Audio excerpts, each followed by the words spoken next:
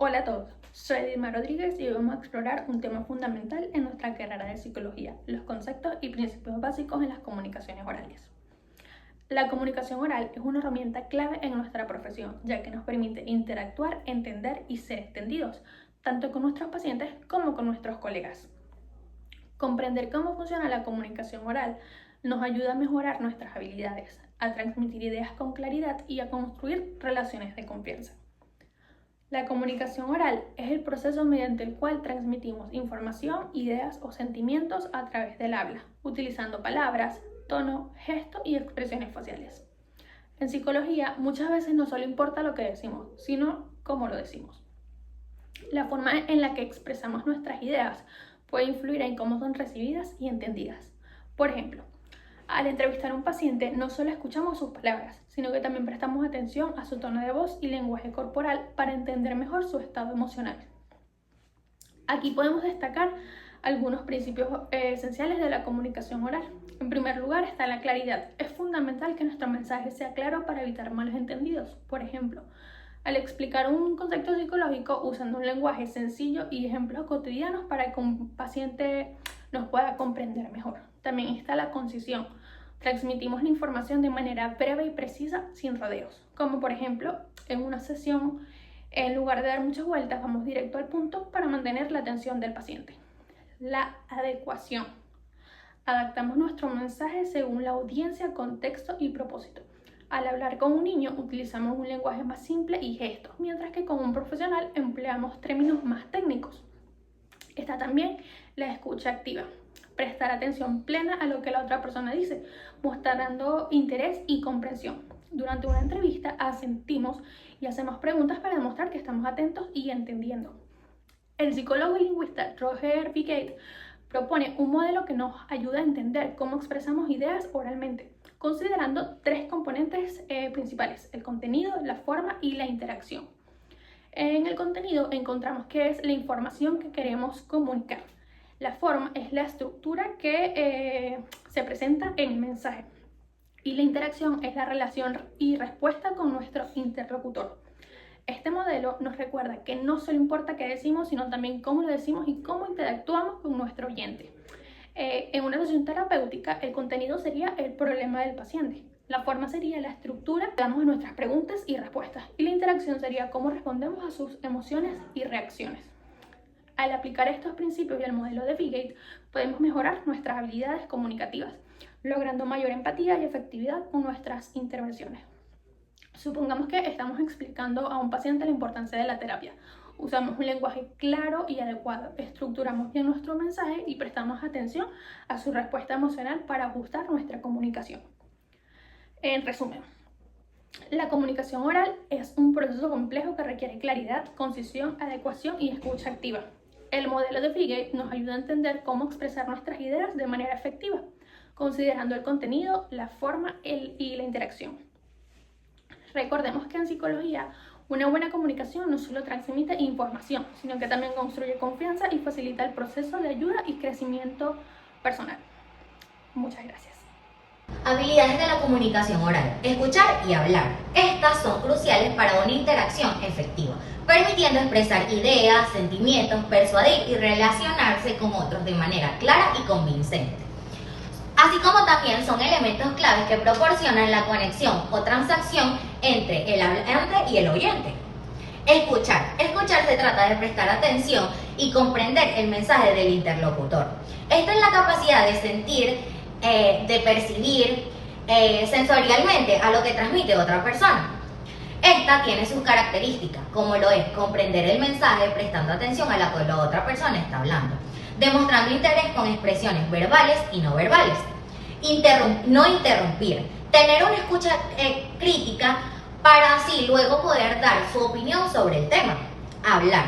Hablar se basa en expresar ideas y sentimientos, de expresar ideas y pensamientos de forma clara y concisa, incluyendo la capacidad de estructurar el discurso.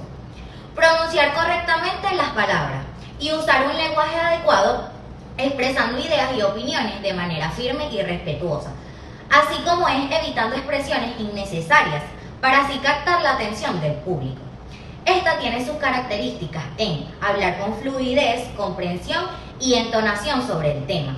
Esto hace que el oyente se sienta atrapado por la información transmitida, así como lo es demostrar seguridad y confianza a la hora de hablar.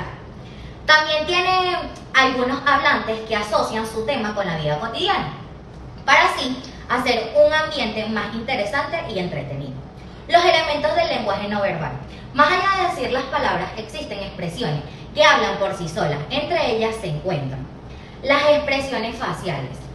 Son las que comunican emociones, actitudes y una sonrisa que puede significar amabilidad o el alzamiento de ceja que transmite emociones e información. En este caso, el lenguaje corporal. Son gestos, mirada, postura y contacto visual. Así como la mirada puede expresar interés, afecto o atracción. Y el apretón de manos puede transmitir confianza, la postura por otra parte puede relevar estados de ánimo, confianza o desconcierto. El tono de voz. El volumen y la entonación, así como la velocidad, influyen mucho en la percepción del mensaje, porque pueden modificar el significado de las palabras con un simple cambio de entonación y velocidad en el tono de voz. Así como es importante siempre recordar que no son las palabras, sino cómo las decimos, dependiendo de si cae bien o mal al oyente.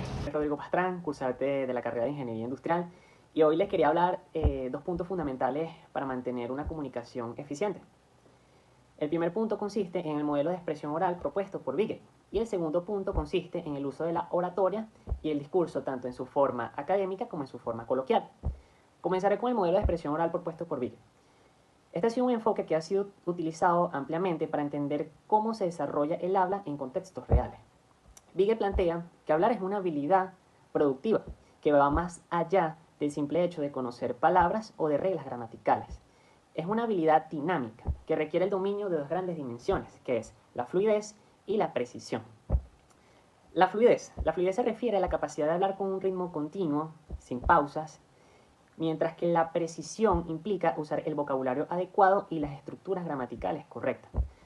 Por ejemplo, cuando estamos presentando una exposición, la fluidez nos ayuda a sentirnos seguros, naturales y sin tropiezos constantes, mientras que la precisión es la que nos garantiza que el mensaje sea correcto y profesional. Ambas son muy necesarias. Pero además, Vigel plantea una tercera dimensión, que es la gestión del discurso, la cual incluye organizar ideas, conectar argumentos, hacer pausas estratégicas y usar recursos como ejemplos o reformulaciones, de forma de que mantengamos al oyente atento. De hecho, esto me recuerda a una exposición que tuve en secundaria sobre el apego infantil.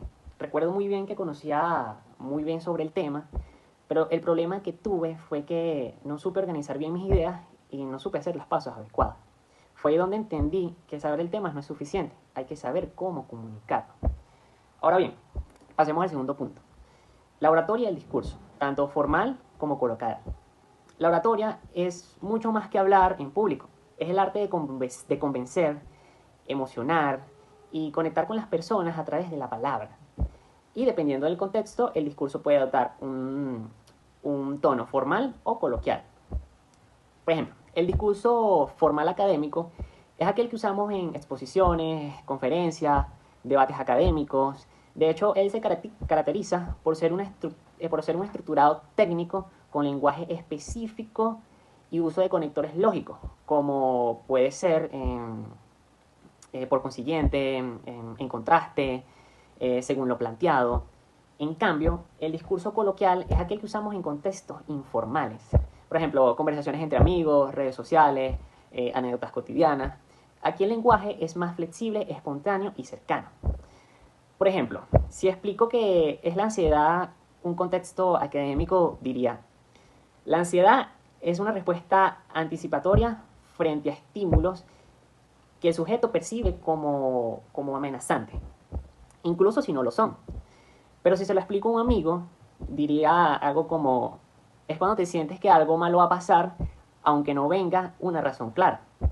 O sea, ambos son discursos válidos, pero requieren diferentes estrategias según a quién me dirijo.